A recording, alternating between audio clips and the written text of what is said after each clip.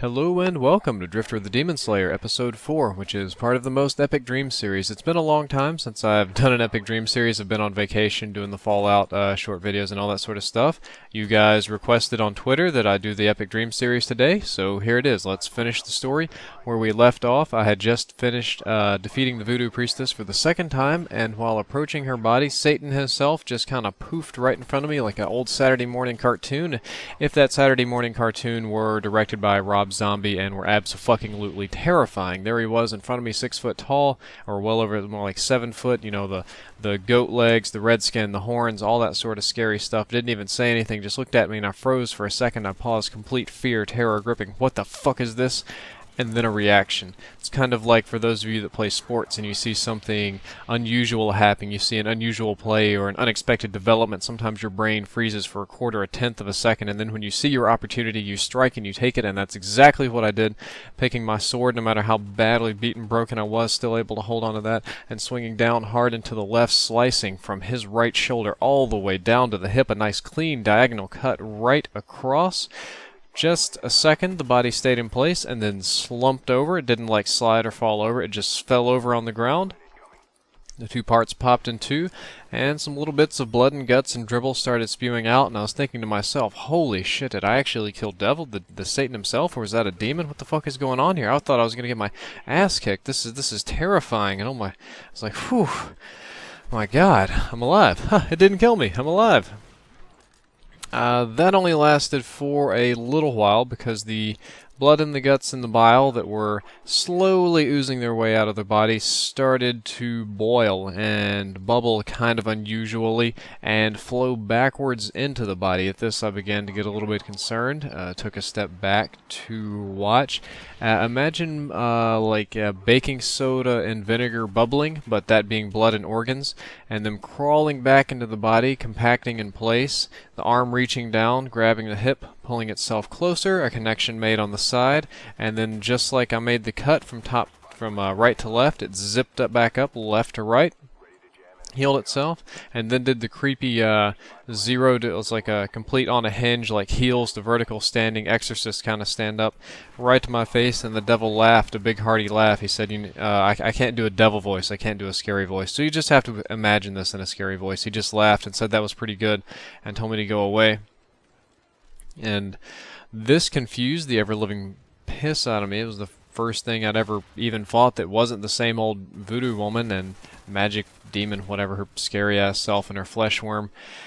And I didn't know what to do. I didn't know why the sword didn't kill him or why it didn't work, so I did the only natural thing, and I told him no, that I'm waiting for the old woman to regenerate, and I'm going to finish her off, that I don't have any business with him, and he could just bugger off and do whatever he wants to do.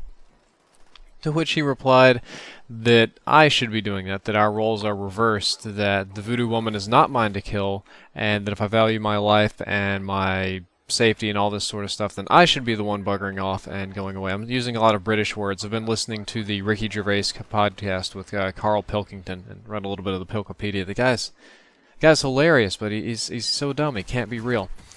Anyway, the devil is telling me I should leave. I'm telling him that he should leave, and there is a conflict of interest on what to do with the voodoo woman.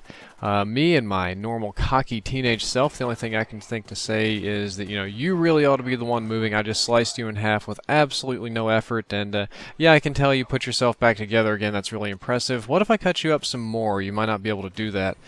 And the devil laughed again and told me that I was really weak and that he would kick my ass. And I said, no, this isn't the case. I told him, these were the words I used. I said, I bet that I would kick your ass anytime, anywhere. And this got a really, really great laugh out of him. Just a whole hearty, evil, demonic, devilish laugh. And it was sinking in the words, I bet, I bet. I made a bet with no wager. It's just a contest, something that I would like to see that I do. And the thing about devils and demons and things like that is you don't make deals with them. You don't bet them. You don't invite them to do things, because that just opens up a whole can of clusterfuck that you don't want to get into, and that's exactly what I did.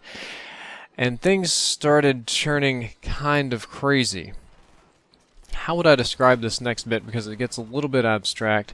So I bet the devil I could beat him anytime, anywhere, and he chose something a little bit more humiliating. Maybe it wasn't the devil, maybe it was just a lower demon, but it certainly had the very stereotypically kind of demon look, feel, act to it. and the whole world just blurred really quickly, like you hit the hyperdrive on the Millennium Falcon, except instead of stars, it's just everything. But when it comes to the world, is very pixely and very flat and kind of weird looking. I'm in a hallway, but it looks like a computer-generated hallway from, 2004, and everything is kind of weird, and the doors seem really, really big. And then I hear a voice come over through the I guess you could call it like a speaker system, but it was in my head. Imagine if you had a radio in your head, so you get a lot of voice distortion, but you don't actually have a source, if that makes any sense. Like if you had a computer talking in your head, like kind of like on Xbox Live, the microphone voice distortion. It was the devil laughing me, and he said, I heard you like to play Counter-Strike. I heard that you were good at this game. So I decided, why not have the battle here in Counter-Strike? And since you could do it anytime, anywhere, I modified the rules a little bit. Hope you have fun. Then lots of laughing, and the communication cut off. And the craziness was starting to sink in that I was actually inside Counter-Strike. That the world around me that looked pixely and bland and flat and kind of unrealistic was actually, I guess, my new reality. That's where I was. And I was in the map Prodigy on the counter-terrorist side. I don't know how many of you are familiar with that map in Counter-Strike, but that's what was going on. And I was really starting to trip balls, and I realized that everything was really kind of tallish, kind of bigger than it should be, and I didn't have any guns. I couldn't really move. My movement was kind of wobbly, unfamiliar. If I couldn't do it in the game, then it didn't seem that I could do it here. I couldn't feel myself breathing. I could only move forward at one speed, left, right, down, a couple of degrees on the sides, duck, simple jump every time. At least I didn't get tired from that.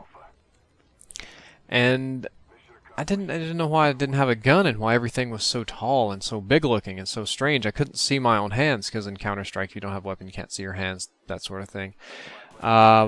So I just decided to walk over to one of those nice little pieces of glass in the counter-terrorist spawn and look at the reflection. Lo and behold, I am not a human being or a counter-terrorist, but I'm a little fluffy white rabbit, kind of like the one that Alice chased down the hole.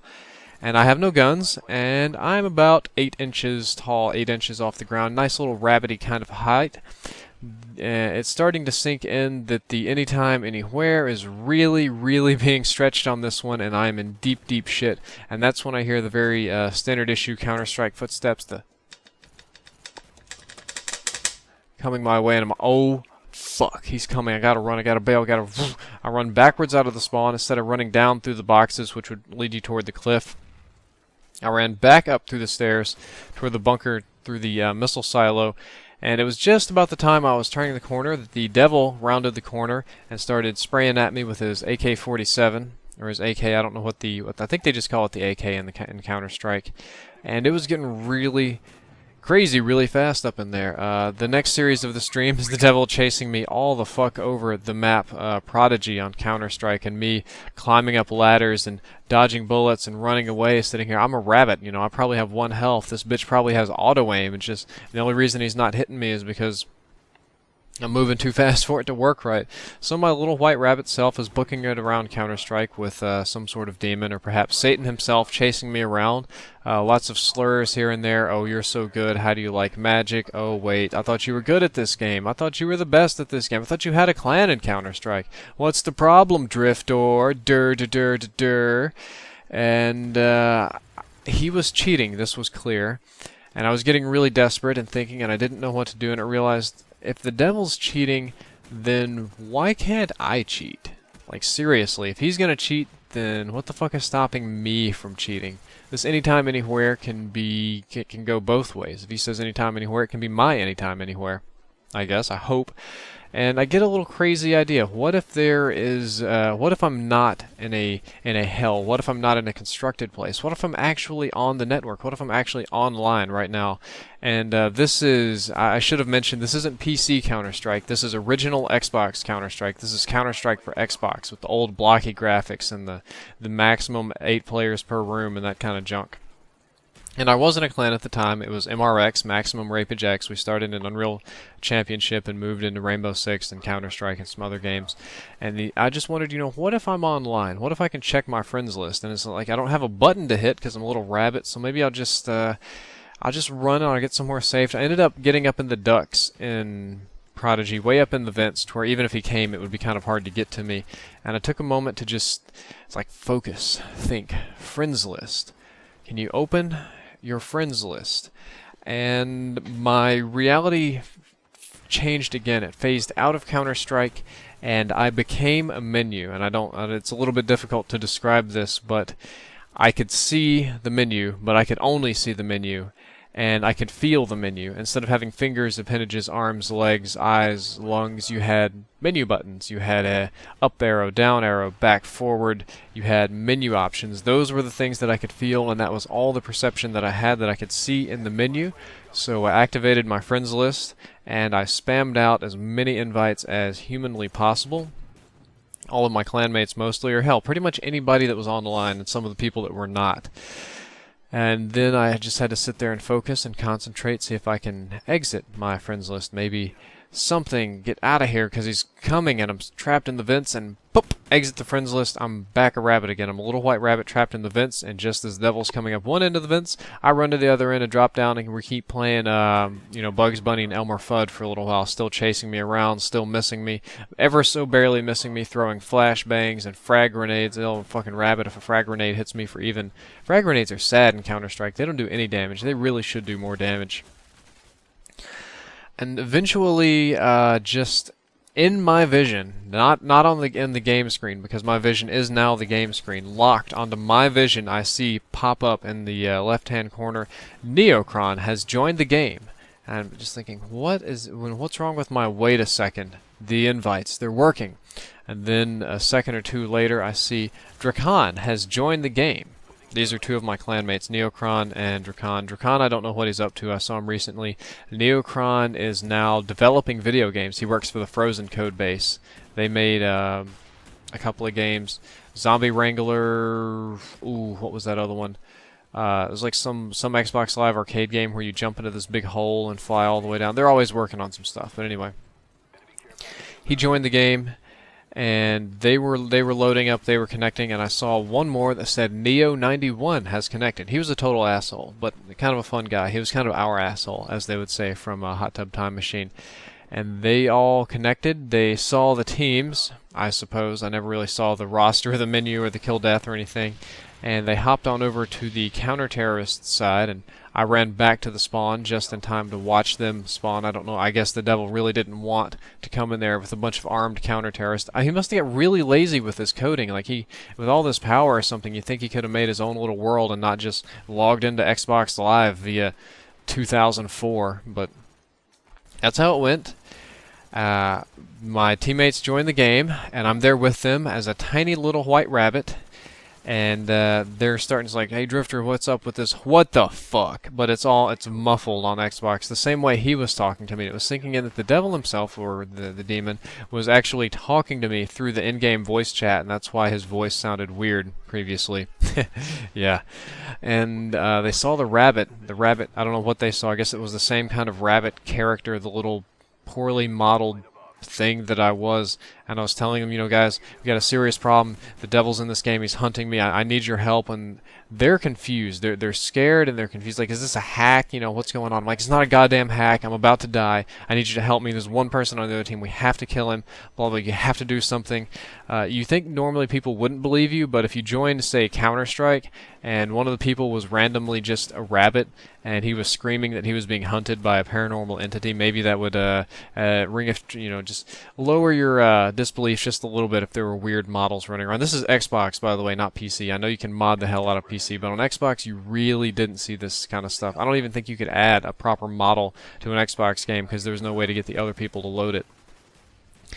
And Drakon bought a bullpup, and he's like, you know what, let me try something. He hits the drop button to drop the bullpup, which in Counter-Strike just kind of like throws it at you. Not that different from Modern Warfare 2. And it was really weird because the gun fell into me, and I saw the gun fall into me, but I didn't feel it like sinking into me. It's not like it hit me or bumped me. It's like I am the model, and if it doesn't affect the model, it doesn't affect me. But the auto pickup code in Counter-Strike, if you only have a pistol and you run over another gun, or if you have no guns and you run over, it'll automatically pick it up. That engaged, and it turned me back into a person, not without pain. I was it's like in just a second or less, the models glitched out, and I had a gun, and I was a counter-terrorist, but in that second, my height grew 6 foot, and it felt like my back broke in half, and everything just a huge burst of pain right there, but I was a person again. And so now I am now a Counter-Strike character, limited to only the motions available in the game, being hunted by Satan, but I have a team. And the demon, the evil entity, devil, whatever, was not communicating anymore. He was silent. I guess he didn't really like the fact that I invited a whole team of cohorts to help me out. So there we are from the counter-terrorist spawn. I now have a weapon. I'm in Counter-Strike. I am assuming that my life, or maybe my soul, or both is on the line, but I've got my clanmates, and I was like, I'm looking at them, I was like, alright, let's do this. We got one guy to kill. Let's kill him. You have to keep me alive. If I die, I'm not coming back. So we slowly advance out of the spawn. We check the box area, front and back, nothing. Advance around the corner, a cliffside, and the counter-terrorist would be running downstairs with the cliff at his left side. It would be my right side looking up, so you would have the high ground. They say it's clear, and when I move out, the devil does this crazy kind of rush move around a corner, like on PC. Ooh, a lot of burps here. Like on PC Counter-Strike, people peek their head around the corner for a quarter second and shoot that one AK-47 bullet that's going to be extremely accurate and hit you in the head because they're just that damn good at this game. He was trying to do some nonsense like that, but I was just one step ahead of him. I was already looking down the sights on the bullpup, and he popped around, aiming at each other. You can imagine like a quick scope in slow motion. I shot just a millisecond before him, almost like pre-shooting, like I knew it was going to happen. If I was the devil and I was an asshole, that's exactly what I would have done. And I hit him right in the head. Bam! Headshot. Dead. Exploded. Toast. But it was weird, because his character was, you know, nice, demonic, evil, scary, just like I saw him in real life. It's like his body had better graphics than the rest of us. Like, his was real, and ours were not. And I told the team to advance, and we run up on the body, tactical-like, because we don't know what's going on. And they're tripping balls, because they've got some sort of... I can imagine from their TV, this was even before there were very many HD TVs, going from, you know, Counter-Strike 2004 Xbox graphics to photorealistic CG awesomeness with no particular reason, and they were getting really scared. I'm like, alright, let's finish this. And we just start pumping rounds into the body, just, you know, run out of bullets, let's throw our grenades, let's shoot our pistols, let's start knifing it, just turn it into complete mush. And nothing happens, so I'm just sitting there in the game, and they're like, you know, we killed everybody, shutting the round in, and I don't know what's happened, what happened, and they're like, okay, well let's end the game since he's gone and you're not in danger. And using my newfound Xbox Live turn into a menu power, I turn myself into the game menu, exit the game, and I am now the Xbox dashboard, which is weird. And I hit the log out of Xbox Live button, which I believe was my left hand. I don't know why. That's just kind of how it was. And as soon as I hit that, I get the same crazy warping spatial distortion, and I pop up right where I was, but a little bit further away, like around the corner from where the voodoo priestess woman died for her second time. And it would be third time would put her down. And looking around the corner, I can see my sword standing about where I was, and I know that just around that, her body's there, so I'm like, alright, fuck. I beat 2 devils today, I feel like hell, I almost died. Let's go get this sword and finish this. And as I'm walking over to my sword, she rounds the corner. The voodoo priestess woman is alive, and she's not happy. Her clothing has changed. She's now wearing a purple robe for... I don't know why. Maybe it was just purple robe day. Maybe I stained the other and she needed new clothes, so she chose purple. She holds up her left hand. I've got nothing. I've got no guns, no weapons. I guess I might still have the mental push. And opens her hand, and out drops a tiny little crystal that's wrapped around her fingers, and it's just hanging, and the crystal's hanging, and she's got the purple robe with lots of little danglies around her wrist that's also hanging. So if you can imagine just a little crystal almost enveloped into the hanging purpleness of a wrist part on a robe, and she looks at me and mumbles a few words, and all of a sudden just a huge plume of purple smoke just goes and blows right out from the arm out of the sleeve like a cheesy magician, except more than should be humanly possible. It filled up everything, the whole everything, just super fast, and it was had a little flicks of light in it like it was glitter, and just totally enveloped me, and I started getting dizzy and I couldn't see what was going on, and I fell down, and then I woke up. I woke up in my house. It was morning. My dad woke me up. He was cooking breakfast for me, told me to shower, get ready for school. We had another day. And it was weird. It was like magic was being used on me. It was almost as if the whole dream, all of that was just an elaborate ruse to try and convince me that this world wasn't real, because I felt like that something had done magic on me to remove my powers or to remove my memory or to make the real world seem like a dream, when in reality I had a dream and my shadow was trying to make the real world look like a dream. It was really confusing. I didn't know where I was, so I just went very cautious all day, looking for attacks, expecting something bad. And after a day or two, I realized maybe it was just a dream. Maybe this is the real world. Maybe the magic was too strong. Maybe I've been defeated but not killed, and I don't know. And that was the dream. It took me a long time to really believe that that was a dream and that I hadn't just been put under a spell. That's the conclusion of this story. That's how it works out. It goes out with a whimper and not with a bang. And I'll be working on this is a very short little story here. I'll be working on a new story later, a much longer one for the next series of Epic Dream. I hope you enjoyed it. If you did, drop a like, drop a favorite. All those sort of things help me out. I'll see you later.